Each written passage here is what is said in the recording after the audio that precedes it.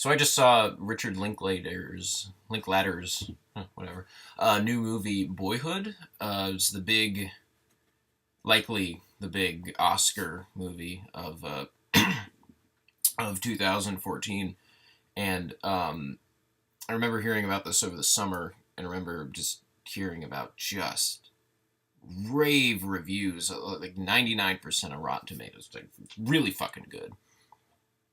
And I remember hearing about it, thinking, man, I don't want to see that. You know, it just doesn't sound like something that's really very appealing to me. The idea of just life, man, and the me saying man there is very important. Very important that I said that, and that'll come up later. I don't want to see that. I don't want to see it's just life, man. It's just life. It's just, it's about being real, man. Life. No, I don't want to see that. I don't want to see a movie like that for 3 hours.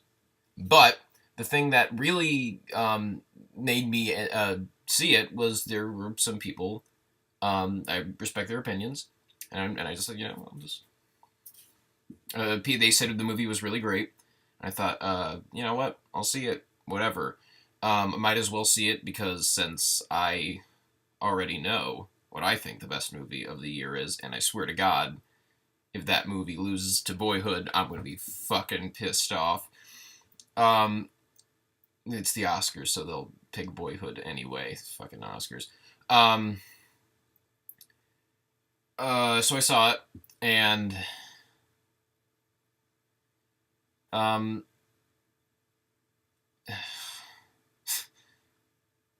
that was disappointing, I guess. I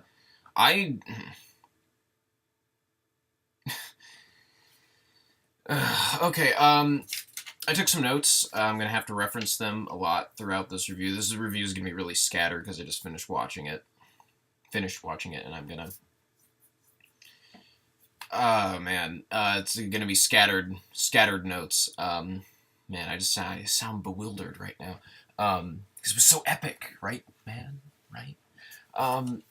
No. Let's see. Now I understand that this movie it was made over the course of 12 years, and now I understand that's a pretty bold thing. That's really bold. It's a big thing because say like 12 years, like maybe 6 years into shooting, and you think, oh man, I don't know, I'm not feeling that scene. I might want to go back. Oh, it's that kind of thing where you're really compromising large, very large sections of your movie. So I appreciate that they try that, and I think they did a decent job with holding that up. The editing is good. The transitions usually aren't overly awkward, to the point that you're just like, oh God, why you skipped so much. It's usually not that, but that's more in the writing. The problem I have with that type of stuff, of what they choose to focus on, and what sections of young Mason's life. But so the editing was good, and that was one of the best things about the movie, I thought. The product play now, the movie thinks it's fucking clever, and it's gonna be like, oh man, we're gonna use product placement, and that'll be a way so we can show people, we'll reference like what point in time young Mason is at without us having to frequently awkwardly cram in like, oh man, you're like 8 years old now, or like, oh man, it's like your 15th birthday, which they do that one, and I'll give them the one. You have to do it at some point, and that's fine. And what they decided to do instead was like, oh, product placement, which is a different way of using product placement. I usually prefer that if a movie's going to have product placement in it, they use it, they incorporate it in a much more, if not natural, just more of like a, we understand we're using product placement. Like The Truman Show is a really good example of that. That's has a really good use of product placement, and fucking love Truman Show. But it goes too far in Boyhood. There are some instances that it's just absolutely aggravating, and it just gets irritating to listen to. Like they just camera focuses in on the Xbox controller for about 5 seconds, and then it cuts to he's playing the Xbox, and it cuts to he's playing Halo 2. Halo 2, he's playing Halo 2. Let's watch him play Halo 2 for about 10 seconds. I get it. It's 2004 or something like that. I'm not a Halo aficionado, so I know it was around then. I get it. He's like 7 years old or 8 years old. Or like, oh man, now he's at the Harry Potter 6 book release. And like, oh man, now they're talking about the Persian Gulf. Like, it's just that it's they're trying to be, it's like writing trying to be clever, and I found it irritating, especially because of the way they do it. It's like they stop the movie, stop. Or like, if we're gonna talk about this now, what time period it is, or it'll just be randomly shoehorned into the dialogue, or I think the best example of them doing that is the most effective use of using pop culture and product placement to show what time it is probably the soundtrack, which I hated. I grew up. I'm pretty much his age when he leaves for college, and I think I was born like around the same time that this character was. So I can really actually kind of like relate to a lot of the things that that like he's growing up with. So this movie should speak to me. I might get into that later. But I hated the soundtrack. There are other examples of like product placement and pop culture, and it's just annoying. The worst. Oh, the worst was the part when they stop the movie and they're like the dark, like, oh man, like movie, like, I don't know, man. I don't really know if I connect with her. And it's like, well, why is that? Like, give me an example. Well, I mean, we went to the movies this one time, and like, no, it was like, oh man, like, the types of movies I like are like, Tropic Thunder and Iron Man and The Dark Knight, and she's just into like going around with her friends at the mall, man. Fucking irritating to just be like, oh, we'll make this as basic as possible. Like, here is pop culture, and now is line in script about pop culture, so you can see that it is now 2008. Or there's a lot of like shots of Game Boys. There's more subtle stuff like iPod, like, oh man, you're listening to your iPod now? He's like, yeah. I was like, oh, that's cool. Like, stuff like that when it's much more, maybe when they spend, like, I don't know, 2 or 3 seconds on it, it's fine. But it's so frequent and so irritating to me, because it really just comes off as like, we are now writing in the dialogue or references, so that way the audience can see how clever we are in showing what time period is. Bleh. Ugh, hated that. Let's see. Okay, acting, I guess. Go into acting. I get it. When you cast these kids when they're younger, you have to think about the risk of like, oh man, you cast them when they're a younger kid, and it's like they want to, I don't know, they grow up, and like they're a good actor when they're younger, but they're not really as good when they're older. So really with the 2 child performances, I'm much more understanding when there are major slip-ups. The boy, like the main character, Mason, he was pretty good. I thought he was fun. Like, I wouldn't even say pretty good, because no offense to the guy, he's not really given a whole lot to fucking work with. I think he does a fine job of making me believe he's a kid of the modern age. The daughter sucks. She's fucking bad. She's tolerable when she's younger because she just does a better job of making me believe that she's a kid, 'cause she is a fucking kid at the time. She sucks when she becomes, it's like, she is really very bad. But I understood why that was a problem, but doesn't make it any less of a fucking problem. I I understand why. You want your idea. You got to live with the repercussions of having your idea. I'm not just gonna give you more credit immediately. Like, it's about, did you pull off the concept well, and the concept would have been pulled off in a more effective way if you had a child actor that grew up into being a good child actor, a teenage actor. It didn't happen with her, so points off. Um, Other performances. I guess really the other two main performances are Ethan Hawke and Patricia Arquette. Ethan Hawke is the best thing about this movie, by the way. He is fucking great in this. I really enjoyed his performance a lot. Really the main guy in the movie that had any sort of fucking charisma. Oh god. Not even charisma, just felt like a character. I mean, Patricia Arquette felt like a character for the most part, but I just don't feel like there's that many scenes of her really getting to show what she can do as an actress. And since it's Patricia Arquette, I'm glad they didn't give her too many scenes of her showing what she can do as an actress, because I don't think she's a very good actress. Um, she sucks. I think that she's just been terrible in most of the things that I've seen her in. Like True Romance, I know is usually the movie that people always give her credit for. I didn't think she was very good in it.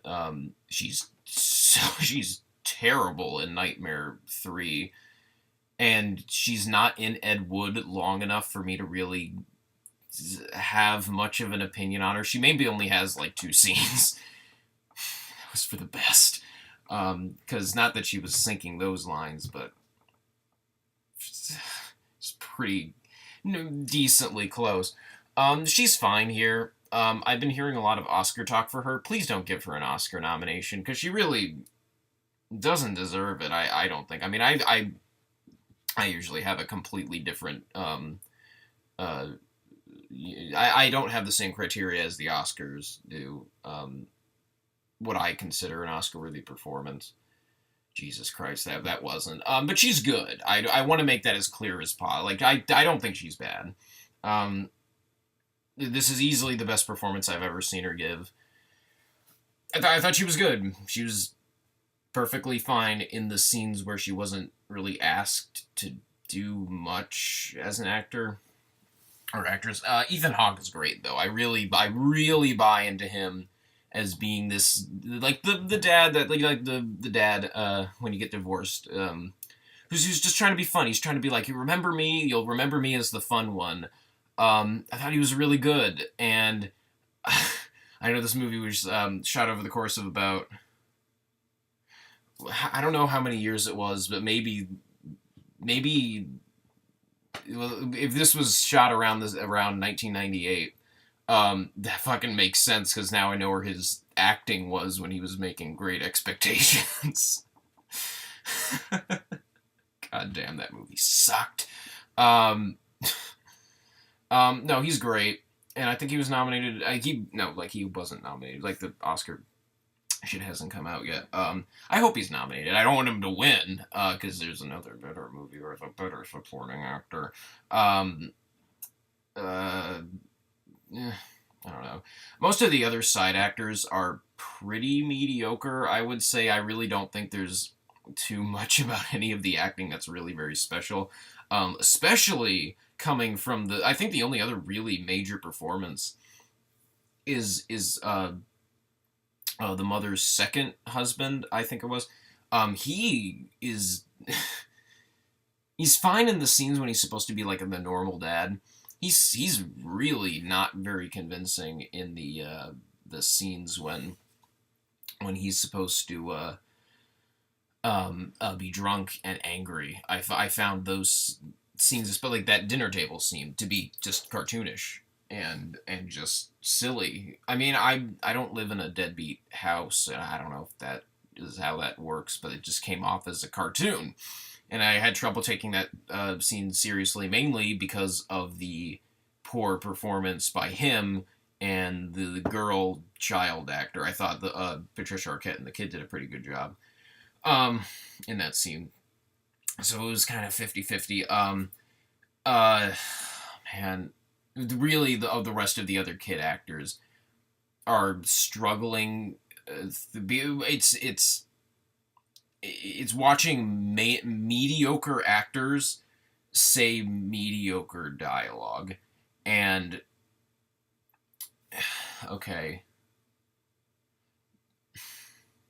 the only other Richard Linklater movie I've seen is Dazed and Confused, which I think is a pretty good movie. I think it's a good hangout movie, and I think that is a much. It kind of just showed me the types of movies that I'm pretty sure, or at least I've heard that Richard Linklater constantly makes, which is like philosophical man kind of movies, and I, God, I thought I didn't think that Dazed and Confused was too centered on that. I thought it did a good job of showing a kid, not exactly maturing, but just changing into another person way better over the course of what was that, like a 100-minute movie that is only supposed to take that's only supposed to be over the course of one day, as opposed to fucking Boyhood that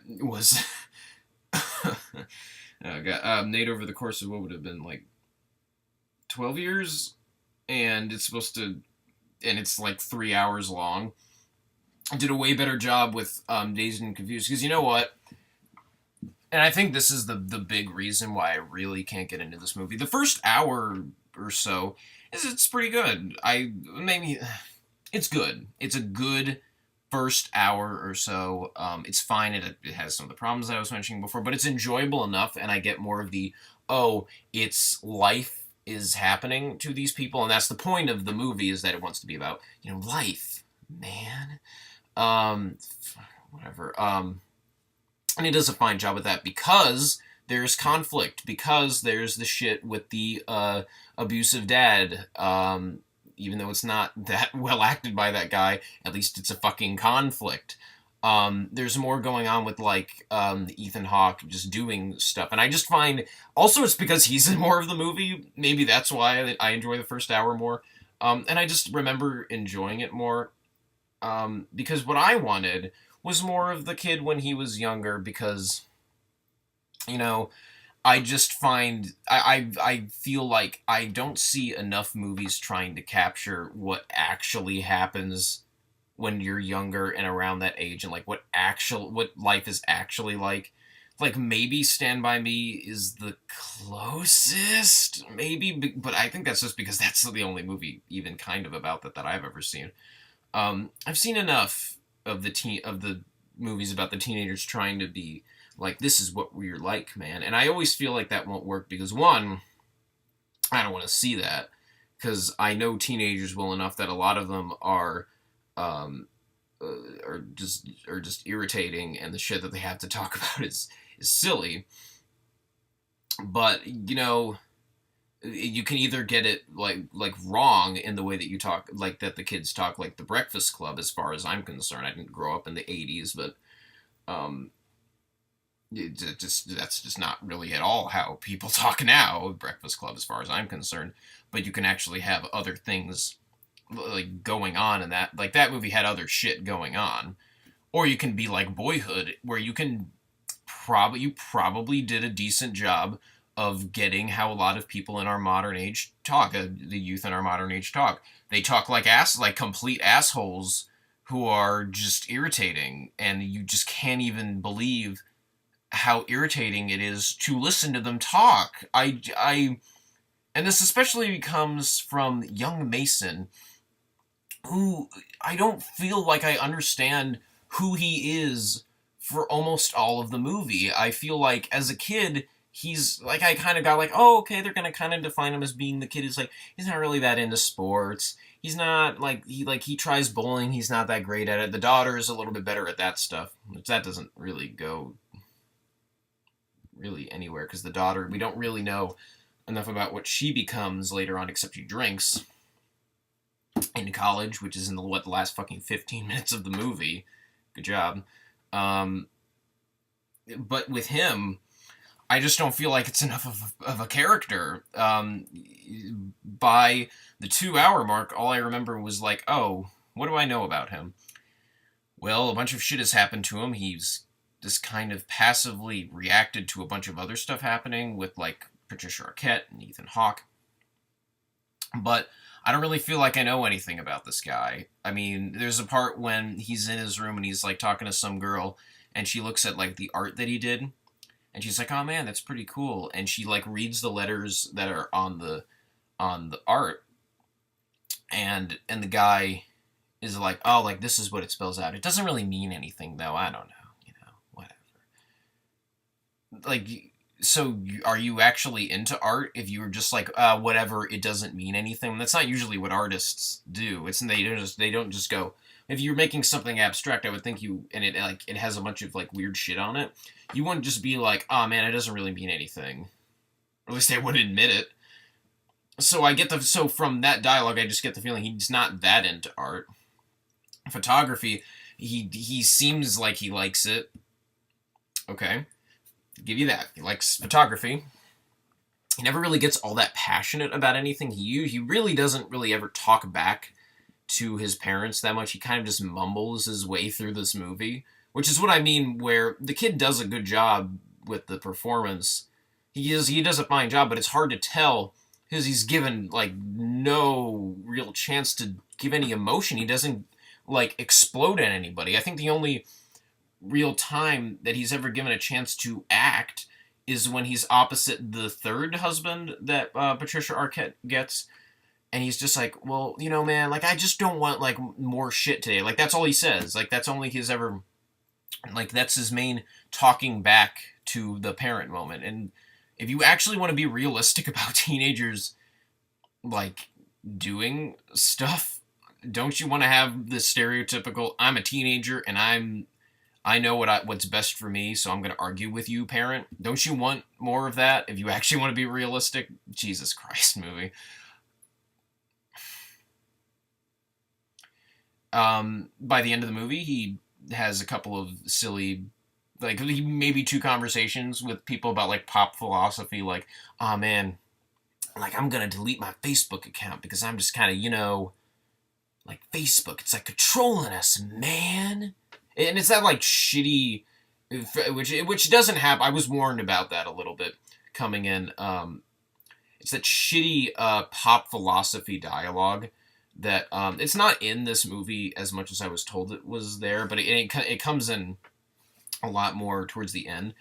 But it's so irritating to listen to. So, like, that part mainly, and there's a conversation towards the end when like, I think it's the last scene of the movie. I think, I don't remember. Whatever, it's a fucking movie. Where it's just nails on a chalkboard. There's a lot of the dialogue in this movie is nails on a chalkboard. And there's also a part when he's talking to somebody about, like, ah, man, is it really worth going to college? Because I don't feel like I'm going to, like, change too much. No other real I don't feel like there's really any other development for this kid. At all. Like, you want to base your fucking 3-hour movie on this guy? I know a lot of the movie really is him reacting to the other two, and they do a fine job, like, in terms of characters, but especially towards, like, the halfway point where it's really not about them as much. This movie is so, like, I'm kind of just waiting for it to be over. I just don't care anymore, and that's why, first of all, the first half of the movie is way stronger than the second half. The second half is really not very interesting as far as I'm concerned. I don't know. I didn't care as much about this kid's plight, whatever it was, which I should be. I should be relating to him more if it's trying to be like, oh, he's a much more typical kid in this type of society, the youth and stuff. I don't relate to him because I don't even really know what his conflict is after a while. Um, what else is there? Is it defined enough?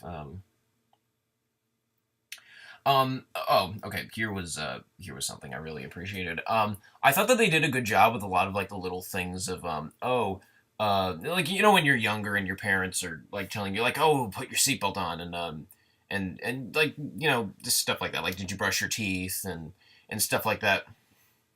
They do a good job of having that type of dialogue in there without it really feeling awkward at all. There's a lot of stuff like that. I wouldn't be able to list too much of it. But they have that stuff in there, and I think that that's the type of stuff you need in a movie like this, showing what it's like to actually grow up. Um, though, I don't know. There's and I didn't come up with this on my own. I heard about this from a critic over the summer when I heard about the movie and I had decided I wasn't going to see it. So I remember someone said like there are scenes in the movie where there's set up for conflict that doesn't really happen. Like there, I remember there, and I remembered it because of two scenes in particular. There's one when young Mason and his cronies are throwing a blade into the wall. And someone's like falling back. This story wasn't as connected.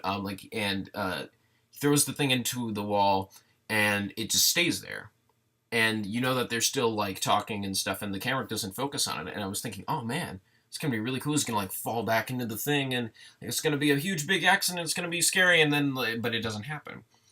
And it's like a chance for conflict that doesn't really happen. I get that you want to, and there's a part when he's looking at a picture of a pig. I don't remember. Oh, that's why. Okay. He's looking at a picture of a pig, and he's not looking at the road, and you think, oh shit, he's gonna fucking accident. Like, and it's not like you're hoping he's gonna get in an accident, but it's like, oh shit, he's gonna get in an accident, and then he doesn't. And it's next scene. I understand that you want the movie to be about life, but at the very least, if you're gonna have it be about like growing up, being like a kid that grows up, have it be a more interesting kid. Because just the stuff that's happening to him in particular is not very interesting. Or if you are going to have it be like that, just make it like just have, not even just have unrealistic things happen. Like those two things, perfectly fine. Something that could happen to a kid when he's growing up, gets in a car accident, hurts himself very badly when he's younger. That could be a big thing, but they just didn't have it in there because it would be interesting. I don't know. Let's see.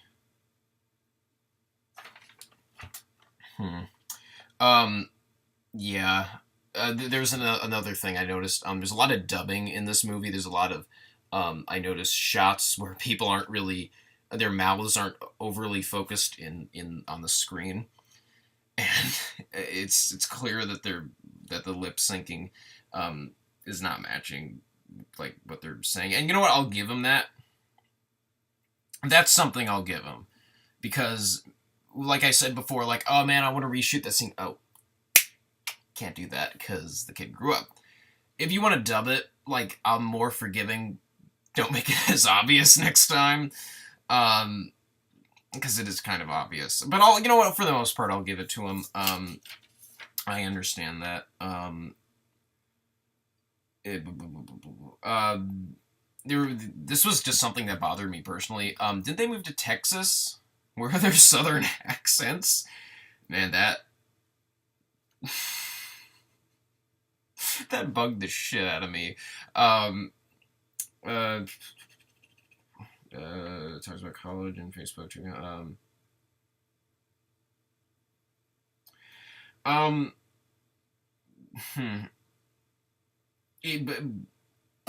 the only other thing I really noticed was like the pop philosophy dialogue, and this isn't a major point. I think I've, for the most part, got all of my major points out of the way. I noticed Ethan Hawke got him that CD or something about Beatles' Black Album. I don't know. I just laughed when I heard that because I'm a big Beatles fan, and I remember hearing when he's like, "Oh man, you got like Been on the Run and Jealous Guy and My Sweet Lord and Photograph," and he's talking about like why that sequentially works.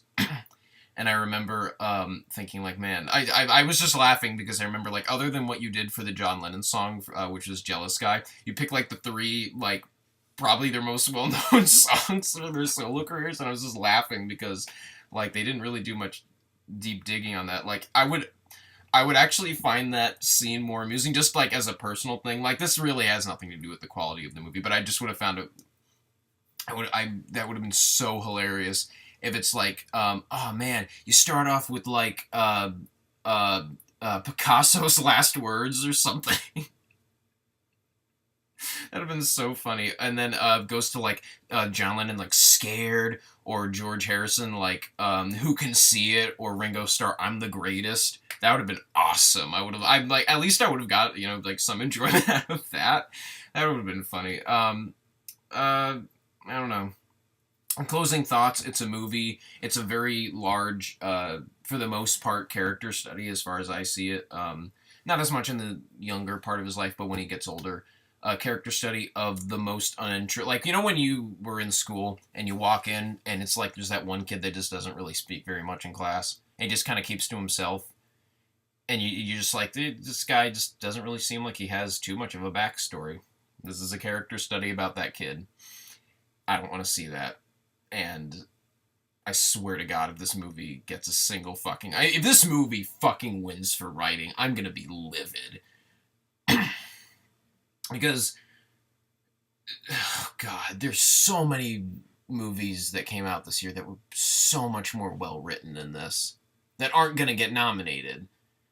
God damn, that's disappointing. But overall, I think the first hour 15 or so I was more okay with. Man, this movie was disappointing. Because of the editing, which I thought was pretty good.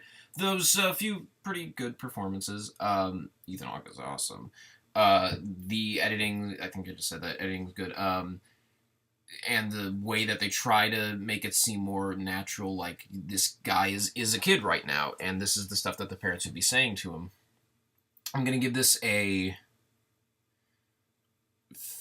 I think, 5 to mildly-ish kind of low 5 out of 10. Disappointing. Definitely not one of the best movies of the year. And, oh man. And I hear that was one of the best, so I guess the Oscars is going to get it wrong again, because there's no way this movie's getting less than 5 nominations. Though, and the direction wasn't bad either. I'm not going to blame Linklater for that. I thought it was directed fine. It was all the writing. I think that's the main problem, but oh well.